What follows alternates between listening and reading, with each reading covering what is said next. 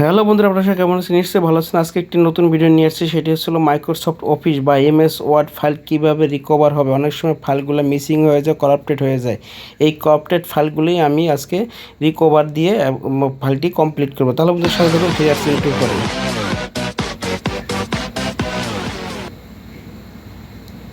এই যে দেখেন এই একটি ফাইল, এই ফাইলটি করাপ্টেড হয়ে গেছে, অর্থাৎ ফাইল মিসিং হয়ে গেছে, তাই ওপেন হচ্ছে না। এটি রিকভারি করব।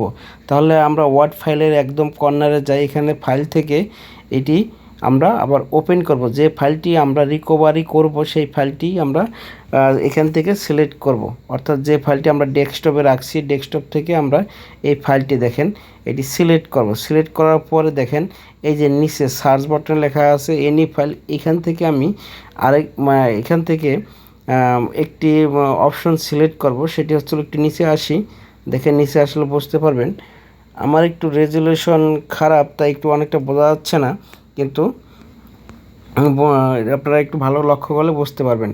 এই রিকভারি যে ফাইলটি আছে সেটি সিলেক্ট করব। সিলেক্ট করার পরে ফাইলটি সিলেক্ট করার পরে আমরা ওপেন দেব। ওপেনের উপর ক্লিক করে দেখেন সিলেক্ট হয়েছে। এবার আমরা ওপেন করি। ওপেন করার পরে একটু ওয়েট করতে হবে,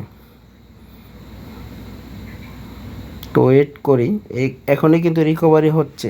এভাবে আপনি যে কোনো করাপ্টেড ফাইলে রিকভার করতে পারবেন, ঠিক আছে। এবার আমরা এটি এরর দিয়ে এটা ক্লোজ করে দিই। দেখেন এই ফাইলটি লেখা একটু অন্যরকম আসছে। এটি হচ্ছিল বাংলা ফন্টে লেখা, আমরা ফন্ট এখন বাংলা ফন্টে কনভার্ট করব। এখানে অনেকগুলো পেজ, প্রায় 200 পেজের মতো এখানে এই ফাইলগুলো সব সিলেক্ট করব। কন্ট্রোল এ, কিবোর্ড থেকে কন্ট্রোল এ দিয়েও সিলেক্ট করতে পারবো, বা এক একটা করেও আমরা সিলেক্ট করতে পারবো। সিলেক্ট করার পর সিলেক্ট করা হয়ে যায় সবগুলো ফাইল, আপনারা কিবোর্ড থেকে কন্ট্রোল এ প্রেস করে সবগুলো সিলেক্ট করে নেবেন। সিলেক্ট করার পরে আমরা ফন্ট থেকে, অর্থাৎ এই যে এমএস ওয়ার্ড বা মাইক্রোসফট অফিস থেকে আমরা ফন্ট, বাংলা ফন্ট সিলেক্ট করে নেব।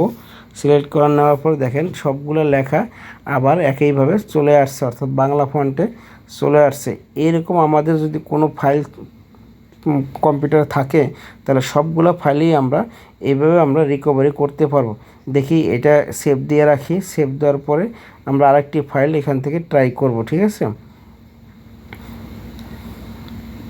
আপনার যে ফন্টটি আছে ওই ফন্ট অনুযায়ী আপনার ফন্ট সিলেক্ট করে ফন্টটি আপনারা এখানে সিলেক্ট করবেন। যে ফন্টে আপনি সেভ দিতে চান, অর্থাৎ যে ফন্টে আপনি কনভার্ট করতে চান বাংলা ফন্টের, ওই ফন্ট আপনি যে কোনো ফন্টে আপনি কনভার্ট করতে পারবেন। যদি ওই লেখাটা যদি বাংলা হয় তাহলে বাংলা ফন্টে করবেন, যদি ইংলিশ হয় ইংলিশে করবেন, ঠিক আছে। এইভাবে করতে পারবেন। ওকে, এবার আমরা যদি আরেকটি ফাইল আমরা দেখি, এবং আরেকটি ফাইল এখানে ডেস্কটপে যে আরেকটি ফাইল রাখা আছে, এই ফাইলটি আমরা রিকভারি দেব, ঠিক আছে। এটি আগে সিলেক্ট করব, ঠিক আছে। আগে একটি সিলেক্ট করার পরে আমরা ওখান থেকে আবার রিকভারি অপশন সিলেক্ট করে রিকভারি যে অপশনটা সিলেক্ট করব। সিলেক্ট করার পরে ওপেন দেব। ওপেন দিলেই এরকম একটু ওয়েট নেবে, সময় নেবে। সময় নেওয়ার পরে এটি আমরা ক্লোজ করে দিই, এরর চিহ্ন। এটি আবার আমরা এখানে দেখেন লেখাগুলো এরকম উল্টাপাল্টা আসছে। এটিও বাংলা ফন্টে লেখা ছিল, আমরা জানি, তাই বাংলা ফন্টে আমরা এটা কনভার্ট করব, ঠিক আছে।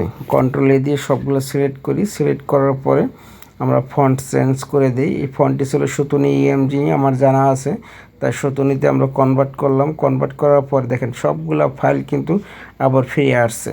তখন আমরা আবার ফাইলে যাব, ফাইলে যা সেভ এজ দেবো। সেভ এজ দিয়ে আমরা এটি সেভ করব, অর্থাৎ এই যে সাব কবলা নামে লেখা আছে এর স্পেস দিয়ে আমরা ওকে লিখি, অর্থাৎ ফাইলটি ওকে করছি তাই ওকে দিলাম। ওকে দিয়ে সেভ দিয়ে দিলাম। এই যে দুইটা ফাইল আমরা এখানে রিকভার করলাম। এভাবে আপনার প্রত্যেকটা ফাইলে রিকভার করতে পারবেন। আপনার যতগুলো ফাইল এরকম করাপ্ট হয়ে গেছে। ধন্যবাদ সকলকে। আমার এই ভিডিওটি ভালো লাগে অবশ্যই আমার চ্যানেলটি সাবস্ক্রাইব করে রাখবেন। সাবস্ক্রাইব বেল আইকনটি ক্লিক করে রাখবেন। ধন্যবাদ সকলকে।